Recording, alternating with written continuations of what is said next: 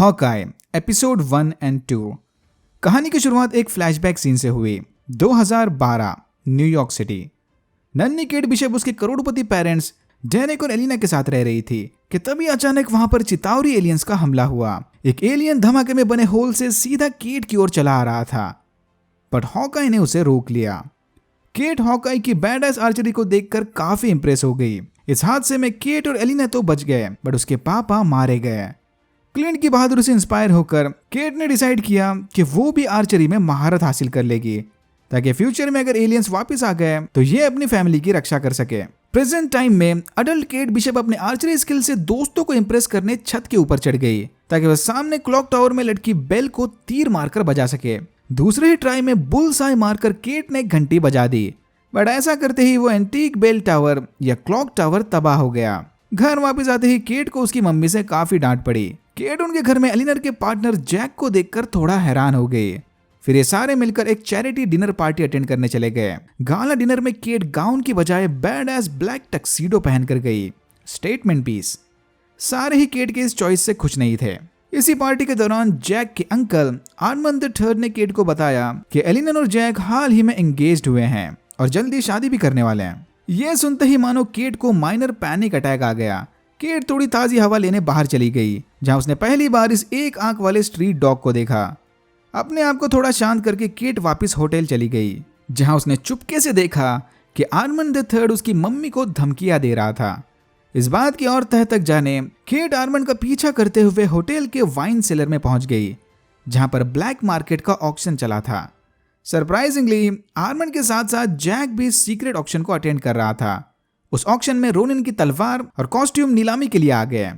Jack को ओवरबिड करके Armand ने कटाना की बिड जीत ली, बट इससे पहले कि रोनिन के कॉस्ट्यूम की नीलामी शुरू हो पाए, इन पर ट्रैक सूट माफिया ने हमला कर दिया। ट्रैक सूट माफिया यहाँ पर किसी वॉच को ढूंढने आए थे। वाइन सेलर में चले केओस के बीच केट ने रोनिन का कॉस्ट्यूम पहन लिया और ट्रैक सूट माफिया से लड़ने चली गई। जैक ने इस भगदड़ का फायदा उठाकर रोनिन की तलवार चुरा ली।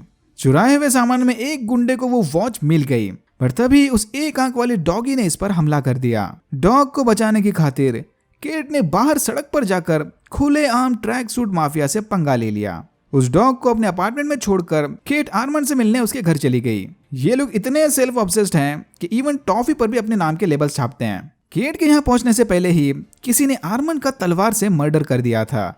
केट समय रहते वहां से भागने में कामयाब हो गई। दूसरी तरफ क्लिंट उसके बच्चे को क्रिसमस से पहले न्यूयॉर्क घुमाने लाया था।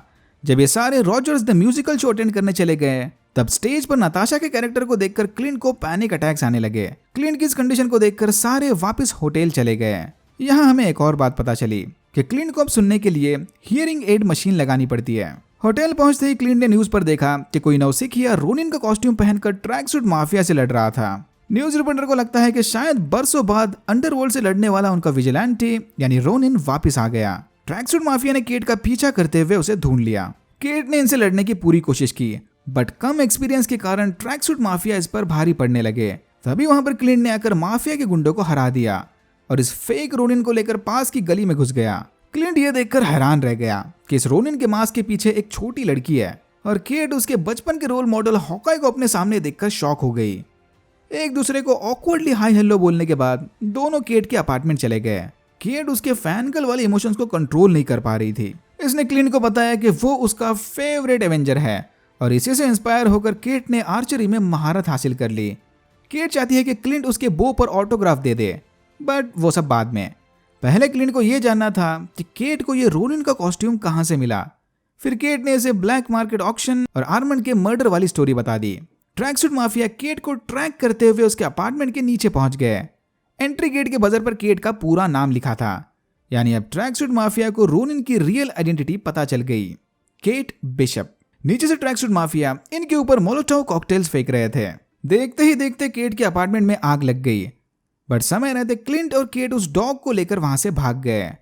रोनिन का कॉस्ट्यूम पीछे अपार्टमेंट में ही छूट गया। केट को लगा था कि क्लिंट शायद उसे सुरक्षित रखने एवेंजर्स टावर्स लेकर जाएगा, बट अनफॉर्चुनेटली कुछ सालों पहले टोनी स्टार्क ने वो टावर बेच दिया था। जनरल स्टोर से मेडिकल सप्लाईज खरीदकर ये केट के आंटी के घर चले गए, जो कुछ दिनों के लिए बाहर गई हुई थी। केट को मरम पट्टी करने का ट्यूटोरियल देकर क्लिंट रोनिन का कॉस्ट्यूम लेने वापस अपार्टमेंट चला गया। क्लिंट फायर फाइटर का भेस लेकर केट के अपार्टमेंट में घुस गया, बट कॉस्ट्यूम वहां से गायब था। बाहर आकर क्लिंट ने देखा कि उस फायर फाइटर के विंडो पर LARP यानी live action role playing game का स्टिकर लगा था। वापस लौटकर क्लिंट ने केट को सिखाया कि ऐसे सिचुएशन में खुद की मरहम पट्टी कैसे की जाती है। LARP को इंटरनेट पर सर्च करते ही क्लिंट को वो फायर फाइटर मिल गया जो रोनिन का कॉस्ट्यूम चुराकर शॉर्ट वीडियोस बना रहा था। अगली सुबह क्लिंट ने उसके बच्चों को वापस उनकी मम्मी के पास भेज दिया। क्लिंट के सर पर लगे घाव को देखकर उसकी बेटी समझ गई कि पापा जी फिर से कोई प्रॉब्लम में फंस गए। इसने क्लिंट से वादा लिया कि चाहे कुछ भी हो जाए वो क्रिसमस तक घर वापस आ जाएगा। बच्चों को एयरपोर्ट पहुंचाकर क्लिंट केट से मिलने चला गया। उस वक्त टीवी पर न्यूज आ रही थी कि शायद आर्मंड III के खून के पीछे भी रोनिन का हाथ है, क्योंकि CCTV कैमरास ने उस रात रोनिन को आर्मंड के घर के बाहर रिकॉर्ड किया था। केट की इस बढ़ती पॉपुलैरिटी को देखकर क्लिंट ने उसे कुछ दिनों तक इसी अपार्टमेंट में रहने को कहा, बट केट कहां सुनने वाली थी। उसे तो अपनी मम्मी के पास जाना था। इनका सिक्योरिटी सिस्टम का बड़ा बिजनेस था, तो टेक्निकली केट इस अपार्टमेंट से ज्यादा उसके माँ के साथ सुरक्षित है। रास्ते में क्लिंट ने केट को बताया कि वो ठीक से सुन नहीं पाता, तो अच्छा होगा कि केट उसके लेफ्ट में रहे। इतने सारे खतरनाक मिशंस को अंजाम देने के बाद क्लिंट के कानों ने काम करना बंद कर दिया। एग्जैक्टली ये कब हुआ उसका कोई आइडिया नहीं। टाइम स्क्वायर पर खड़े कॉस्प्लेयर्स को देखकर केट ने इसे बताया कि क्लिंट की सबसे बड़ी प्रॉब्लम ब्रांडिंग है। अगर ये ब्रांडिंग ठीक से कर पाता तो आज खुद भी बाकी एवेंजर्स की तरह फेमस होता। बट हर बार की तरह इस बार भी क्लिंट बिल्कुल मजाक के मूड में नहीं था। क्लिंट को अपना कॉस्ट्यूम वापस लेने ना चाहते हुए भी LARP इवेंट अटेंड करना होगा। वो फायर फाइटर इसे रोनिन का कॉस्ट्यूम वापस देने के लिए मान गया, बट बदले में क्लिंट को सबके सामने इसके साथ फेक लड़ाई में हारना होगा। क्लिंट मान गया और LARP कम्युनिटी में इस भाई साहब को हीरो बनाकर कॉस्ट्यूम के साथ वापस आ गया। पुलिस डिटेक्टिव ने केट को फोन लगाकर बताया कि उन्हें केट के अपार्टमेंट में लगी आग के बारे में पूछताछ करनी है। फ्री होते ही वो इनसे मिलने NYPD के ऑफिस चली आए।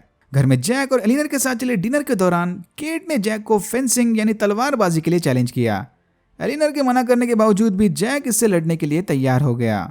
पहले तो जैक बार बार हारने का नाटक कर रहा था, बट जैसे ही केट ने इस पर जानलेवा हमला किया, जैक ने उसके असली स्किल दिखाकर केट की तलवार गिरा दी। केट यहाँ पर उसकी मम्मी को यह दिखाना चाहती थी कि जैक इनसे अपनी सच्चाई छुपा रहा है। केट को लगता है कि जैक ने उसके अंकल आर्मंड का मर्डर किया होगा। केट के इस बर्ताव को देखकर एलिनर ने उसे जैक से माफी मांगने को कहा, बट केट को इससे माफी मांगने में कोई इंटरेस्ट नहीं। फिर केट का मूड ठीक करने जैक ने उसे बटर स्कॉच टॉफी ऑफर की, बिल्कुल वैसे ही लेबल टॉफी जो इसने आर्मंड के घर में देखी थी। दूसरी तरफ क्लिंट ने जानबूझकर खुद को ट्रैक सूट माफिया के हवाले कर दिया ताकि वे उनके बॉस से मिलकर एक बार ही सारा मामला निपटा ले। केट गुस्से में घर से निकलकर क्लिंट से मिलने चली गई। इसने क्लिंट को फोन लगाने की कोशिश की, पर उसका फोन ट्रैक सूट माफिया के मेंबर ने उठा लिया। फिर केट ने फौरन उनके सिक्योरिटी सिस्टम की मदद से क्लिंट के फोन को ट्रैक किया और अपना सुपर हीरो कॉस्ट्यूम पहनकर क्लिंट को बचाने चली गई। ट्रैक सूट माफिया क्लिंट से केट के बारे में पूछताछ करने उसे अपने वेयरहाउस ले गए। केट ऊपर खड़ी चुपके से इनकी बातें सुन रही थी, पर फिर अचानक से वो नीचे गिरकर इनके सामने आ गई। अब ट्रैक सूट माफिया ने इन दोनों को बांध दिया और अपने लीडर को जाकर बताया कि क्लिंट और केट दोनों इनके कब्जे में आ गए। और यहाँ होता है एपिसोड 2 खत्म। ट्रैक सूट माफिया की लीडर है माया लोपेज AKA एको। इसके बारे में हम आगे बात करेंगे। फिलहाल के लिए इतना ही। अगर आपकी वीडियो अच्छा लगा तो please like share and subscribe for more videos like this. मैंने ऐसे और भी वीडियोस बनाए जिनके लिंक्स आपको डिस्क्रिप्शन बॉक्स में मिल जाएंगे। Thank you very much for watching and I am hoping to see you in my next one.